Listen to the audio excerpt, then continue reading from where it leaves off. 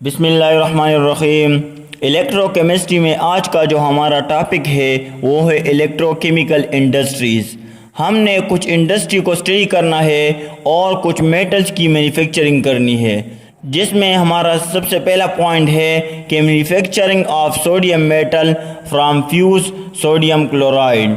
हमने sodium chloride से sodium metal की मैन्युफैक्चरिंग करनी है।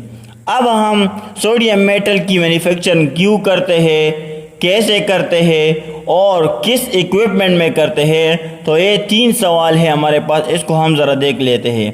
सबसे पहले हम सोडियम मेटल की मैन्युफैक्चरिंग क्यों करते हैं, इसकी सिंथेसिस हम क्यों करते हैं। सोडियम मेटल की मैन्युफैक्चरिंग हम इस वजह से करते हैं क्योंकि सोडियम मेटल की हमें ज़रूरत होती है। ये कहाँ कहाँ पर यूज़ होता है? न्यूक्लियर रिएक्टर में हमारे पास सोडियम मेटल हीट एक्सचेंजर के तौर पर भी यूज़ किया जा सकता है, और सेकंडली इसको हम फूड इंडस्ट्री में एज अ रिएजेंट के तौर पर भी यूज़ कर सकते हैं सोडियम मेटल के। इसके अलावा भी सोडियम मेटल के हमारे पास बहुत ज़्यादा यूजेस है। अब सोडियम मेटल को हम किस चीज़ से प्रिपेयर करेंगे, तो सोडियम मेटल को हम सोडियम क्लोराइड से, फ्यूज सोडियम क्लोराइड से प्रिपेयर करेंगे। फ्यूज सोडियम क्लोराइड का मतलब है वो सोडियम क्लोराइड जो कि मोल्टन फॉर्म में होता है।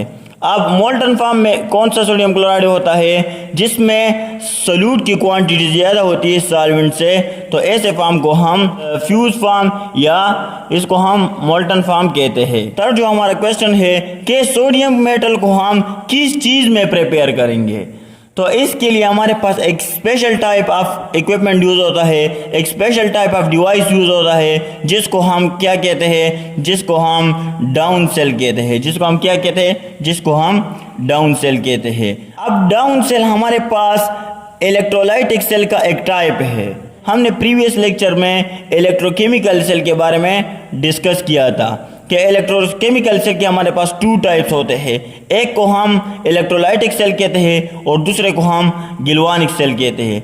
फिर हमने इलेक्ट्रोलाइटिक सेल को बहुत डिटेल के साथ डिस्कस किया कि ये हमारे पास इलेक्ट्रोकेमिकल सेल का एक ऐसा टाइप है जिसमें नॉन स्पॉन्टेनियस केमिकल रिएक्शन होता है। तो डाउन सेल हमारे पास इलेक्ट्रोलाइटिक सेल का एक टाइप है। तो इट्स मीन कि डाउन सेल में भी हमारे पास कौन सा रिएक्शन होगा? नॉन स्पॉन्टेनियस केमिकल रिएक्शन होगा। Down cell is the type of electrolytic cell in which non spontaneous chemical reaction take place by providing electricity. इसमें भी हमारे पास नॉन स्पॉन्टेनियस केमिकल रिएक्शन होगा। अब नॉन स्पॉन्टेनियस केमिकल रिएक्शन का मतलब क्या होता है?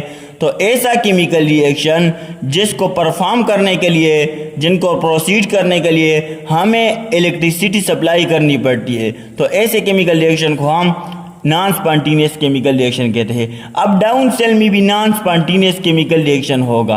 तो जब हम इलेक्ट्रिसिटी सप्लाई करते हैं तो सेल के अंदर जो हमारे पास इलेक्ट्रोलाइट होता है वो डिकम्पोज हो जाता है, इसकी ब्रेकडाउन हो जाती है, मीन्स कि वो हमारे पास आयन में कन्वर्ट हो जाता है। तो अब हम ज़रा देखते हैं, प्रोसेस को डिस्कस करने से पहले हम डाउन सेल का स्ट्रक्चर ज़रा देख लेते हैं कि इसकी अरेंजमेंट हमारे पास कैसी है। तो यहाँ पर हमने डाउन सेल का डायग्राम बनाया हुआ है। ये हमारे पास डाउन सेल का एक डायग्राम है। यहाँ पर आप लोग देख सकते हैं कि हमारे पास एक फर्नेस है, और फर्नेस के अंदर आप लोग यहाँ पर ज़रा देख सकते हैं कि ये क्या चीज़ है। ये हमारे पास एक रॉड लाइक स्ट्रक्चर है जिसको हम एनोड कहते हैं। जिसको हम क्या चीज़ कहते हैं? जिसको हम एनोड कहते हैं, और ये एनोड हमारे पास ग्रेफाइट का बना हुआ है। इसी तरह एनोड के राउंड अगर आप लोग देख ले तो आप लोगों को कैथोड नज़र आ रहा है। इसको हम क्या नाम देते हैं? इसको हम कैथोड का नाम देते हैं, और कैथोड हमारे पास आयरन का बना होता है। एनोड पर पॉजिटिव चार्ज होता है और कैथोड पर हमारे पास कौन सा चार्ज होता है? नेगेटिव चार्ज होता है। इसके अलावा हमारे पास यहाँ पर एक स्क्रीन भी लगी होती है, और ये स्क्रीन हम क्यों लगाते हैं? ताकि जो हमारे पास सोडियम प्लस और क्लोरीन माइनस बन चुका है वो कहीं दोबारा मिक्स अप होके सोडियम क्लोराइड ना बना ले, तो इसलिए यहाँ पर हम आयरन स्क्रीन भी लगाते हैं या स्टील स्क्रीन भी हम लगाते हैं। यहाँ पर हम मोल्टन सोडियम मेटल के लिए एक ट्यूब भी रखते हैं ताकि मोल्टन सोडियम मेटल हमारे पास यहाँ पर कलेक्ट हो के इसको हम सेपरेट कर ले। इसके साथ साथ यहाँ पर आप लोगों को एक कोन लाइक स्ट्रक्चर नज़र आ रहा है। यहाँ पर आप लोग देख सकते हैं एक कोन लाइक स्ट्रक्चर आप लोगों को नज़र आ रहा है जो कि इन्वर्टेड है। ये हम क्यों यहाँ पर रखते हैं, ताकि जब क्लोरीन क्लोराइड आयन हमारे पास एनोड की तरफ आ जाता है तो यहाँ पर इसकी ऑक्सीडेशन हो जाती है और एज अ रिज़ल्ट हमारे पास क्लोरीन गैस बन जाती है, जो कि आप लोगों को नज़र आ रहा है बबल की सूरत में ये ऊपर की तरफ जाकर यहाँ से डिस्चार्ज हो जाता है। तो इसी वजह से इस कोन लाइक स्ट्रक्चर को हम यहाँ पर प्लेस करते हैं। नेक्स्ट हमारे पास है यहाँ पर आप लोग देख सकते इनलेट सिस्टम। यहाँ पर एक इनलेट सिस्टम भी होता है। इनलेट सिस्टम का फंक्शन क्या होता है, इसके ज़रिए हम सोडियम क्लोराइड को डाउन सेल के अंदर इंटर करते हैं, लेकिन ये सोडियम क्लोराइड हमारे पास मोल्टन फॉर्म में होना चाहिए, फ्यूज फॉर्म में होना चाहिए, तब हमारे पास सोडियम मेटल बनेगा। तो ये हमारे पास डाउन सेल का एक सिंपल सा स्ट्रक्चर है। सोडियम मेटल को फॉर द फर्स्ट टाइम किसने डिस्कवर किया था? Sodium metal was first discover by an English chemist sir Humphry Davy in 1807 by the electrolysis of fuse sodium hydroxide. Sodium hydroxide से sir Humphry Davy ने इसको for the first time discover किया था, लेकिन commercially sodium metal को हम fuse sodium chloride से obtain करते हैं। ये एक पॉइंट था जो आपको बताना ज़रूरी था। अब ये वर्किंग कैसे करता है डाउन सेल, तो सबसे पहले हम क्या करेंगे, यहाँ पर हम सोडियम क्लोराइड को इस इनलेट सिस्टम के ज़रिए डाउन सेल के अंदर इंटर करेंगे, लेकिन ये सोडियम क्लोराइड क्या होना चाहिए, ये फ्यूज सोडियम क्लोराइड होना चाहिए, यानी कस्टर्ड लाइक स्ट्रक्चर इसका होना चाहिए, जिस तरह हमारे पास कीर होता है, जिस तरह हमारे पास कस्टर्ड होता है। तो इनलेट सिस्टम के ज़रिए हम इसको इंटर करते हैं। इंटर करने के बाद जब हम इलेक्ट्रिसिटी सप्लाई करते हैं, हमने क्या कहा था, हमने कहा था कि डाउन सेल के अंदर हमारे पास कौन सा रिएक्शन होता है, नॉन स्पॉन्टेनियस केमिकल रिएक्शन होता है, और नॉन स्पॉन्टेनियस केमिकल रिएक्शन को प्रोसीड करने के लिए, परफॉर्म करने के लिए इलेक्ट्रिसिटी सप्लाई करनी पड़ती है। तो जब हम फ्यूज सोडियम क्लोराइड इसके अंदर एंटर कर लेते हैं तो इसके बाद हमने क्या करना है, इलेक्ट्रिसिटी सप्लाई करनी पड़ती है। दूसरा पॉइंट हमारे पास क्या है, इलेक्ट्रिसिटी सप्लाई करनी पड़ती है इस सेल को। जब हम इलेक्ट्रिसिटी सप्लाई कर लेते हैं तो यहाँ पर सोडियम क्लोराइड जो हमने एंटर किया था इसकी इलेक्ट्रोलाइसिस हो जाती है, मीन के सोडियम प्लस और क्लोरीन माइनस हमारे पास बन जाता है। यह बहुत ज़्यादा मिकदार में हमारे पास बन जाता है, मीन के सोडियम क्लोराइड आयनाइज हो जाता है, आयन में कन्वर्ट हो जाता है। आयन में कन्वर्ट होने के बाद सोडियम प्लस और क्लोरीन माइनस अपने रिस्पेक्टिव इलेक्ट्रोड की तरफ मूवमेंट शुरू कर देते हैं, यानी माइग्रेशन स्टार्ट कर देते हैं। सोडियम प्लस किसकी तरफ जाएगा, सोडियम प्लस हमारे पास कैथोड की तरफ जाएगा, क्योंकि यहाँ पर पॉजिटिव चार्ज है, यहाँ पर नेगेटिव चार्ज है। इसी तरह क्लोरीन हमारे पास किसकी तरफ जाएगा, यहाँ पर नेगेटिव है, यहाँ पर, तो ये हमारे पास एनोड की तरफ जाएगा। तो जब क्लोरीन हमारे पास एनोड की तरफ जाएगा, चला जाएगा, तो यहाँ पर इसकी ऑक्सीडेशन हो जाएगी।